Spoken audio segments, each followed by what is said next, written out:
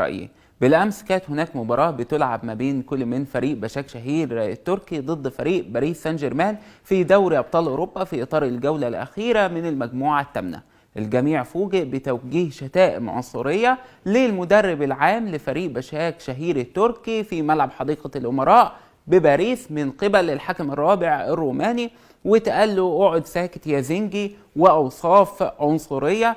طبعا المدرب الكاميروني ويبو رفض هذه التصريحات العنصرية وهذه الألفاظ البذيئة واستشاط غضبا، وقام حكم المباراة بطرد المدرب العام لفريق بشكشهير التركي.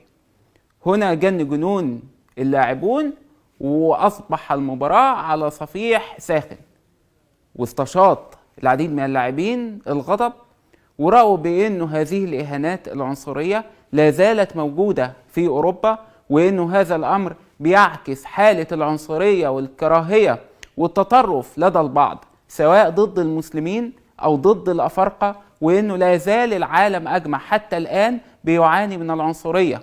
والقارة العجوز أو القارة الأوروبية حالات العنصرية واضحة فيها بشكل كبير جدا. يعني على أرض فرنسا ونحن نتابع مانويل ماكرون وهذه الادعاءات العنصرية الكبيرة للغاية بحق المسلمين وهذه الأقاويل الباطلة بحق الإسلام تخرج من ماكرون. لذلك هذا الحكم الروماني تجرأ على الفريق التركي في باريس، لأنه يعلم بأنه في عقر دار العنصرية والاستهزاء بالدولة التركية وبالأتراك. لذلك لم يعبأ أو يلقي أي بال للفريق التركي الذي يمثل الدولة التركية في البطولة الأوروبية. لذلك كانت هناك حالة من الغضب كبيرة للغاية لدى اللاعبين الأتراك ولدى المدير الفني التركي ولدى حتى اللاعب المخضرم ديمبابا، والذي استشاط غضبا ضد الحكم الروماني وتساءل لماذا تصفه بالزنجي ولماذا تمارس هذه العنصرية البغيضة. الحكم لما لقى أن هناك موقف موحد وقوي من قبل اللاعبين الأتراك الداعمين للمدرب الكاميروني صاحب البشرة السمراء ويبو، وهو بالمناسبة كان لاعب له سجل حافل وطويل في الملاعب التركية، ولعب في نادي فنربهشة ولعب أيضا في الملاعب الأوروبية، وكان زميل لصامويل إيتو في المنتخب الكاميروني وقت الجيل الذهبي للكاميرون اللي حقق ألقاب إفريقية كبيرة جدا. فاللعيبة كلهم اتجمعوا وساندوا وأزروا المدرب الكاميروني ضد هذا الحكم العنصري البغيض، برغم من أنه شعار اليويفا أو الاتحاد الأوروبي لكرة القدم هو لا للعنصرية، إلا أنه هذا الأمر بيعيدنا لحالات عنصرية مشابهة وكبيرة للغاية تجاه اللاعبين العرب والمسلمين. يعني أحمد حسام ميدو وقت ما كان بيلعب مع توتنهام كان جماهير الخصم والجماهير المنافسة لفريق توتنهام كانت دايما بتقول له يا عربي يا مسلم يا قذر. بيدل هذا الأمر على حقد دفين ضد الإسلام والمسلمين. فديمبابا اللاعب المسلم واللي كان بالمناسبة قبل كده بيلعب في نادي تشيلسي وبشكتاش قبل كده وكان زميل لمحمد صلاح وهو لاعب مسلم وأخلاقه عالية، انتفض تجاه الحكم وواجهه بقوة وقال له انت ليه بتقول له الكلمات العنصرية دي؟ راح هو قال له انا ما قلتلوش اي كلمات عنصرية، انا كنت بقول اللاعب الاسمر ده او اللاعب الاسود ده. رد عليه ديمبابا وقال له يعني هل انت من الممكن انه لاعب ابيض تقول له تعالى يا ابيض هنا؟ طبعا لاعبي فريق بشكشهير التركي على الفور قرروا الانسحاب من هذه المباراة وتقديم تظلم.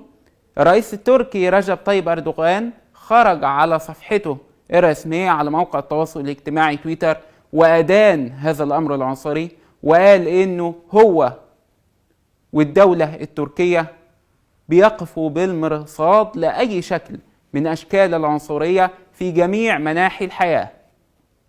وقال كمان إنه هو على ثقة من إنه الاتحاد الأوروبي اليويفا لكرة القدم هتحرك بشكل عاجل وقوي ضد هذه الواقعة. الاتحاد الأوروبي بيقرر إعادة المباراة واستئناف المباراة في هذا اليوم، يعني بعد يوم من المباراة. طبعا ده بيدلل على انه لابد على الجميع ان يتكاتف وان يقفوا يدا واحدة ضد العنصرية، سواء العنصرية ضد الأفارقة أو ضد العرب أو ضد المسلمين عموما، خاصة ونحن نشاهد بأنه العالم أجمع يعاني من أشكال واضحة للعنصرية. اللاعب مسعود أوزيل كان بيتعرض أيضا للعنصرية في الملاعب الألمانية. أيضا هناك العديد من اللاعبين العرب والمسلمين اللي تعرضوا لأشكال واضحة من أشكال العنصرية. يعني اللاعب التركي هاكان شالهانولو كان وهو بيلعب في الدوري الألماني قبل كده اتحدف عليه موزة وأكل وتوصف بأنه هو مسلم وتركي وإهانات كبيرة جدا، كان هو بيرد بأدب وأخلاق عالية. لكن على الجميع أن يقف بالمرصاد لأي حالة من حالات العنصرية. وبالفعل حملة مقاطعة المنتجات الفرنسية آلمت الإدارة الفرنسية، لأنه الإدارة وشارلي إبدو عبرت عن شكل كبير من أشكال العنصرية تجاه الإسلام والمسلمين. وبعض من هذه الدعوات، والحكم ده عمره ما كان هيتجرأ ضد الفريق التركي إلا وهو لاقي بيئة خصبة هناك. يعني أحيانا بعض الفرق التركية اللي كانت بتلعب في دوري أبطال أوروبا كانوا بيقولوا بأنه بعض من الحكام كانوا بيقولوا لهم انتوا ايه اللي جايبكم تلعبوا هنا في قارة أوروبا، روحوا العبوا في قارة آسيا، انتوا مش تبعنا هنا في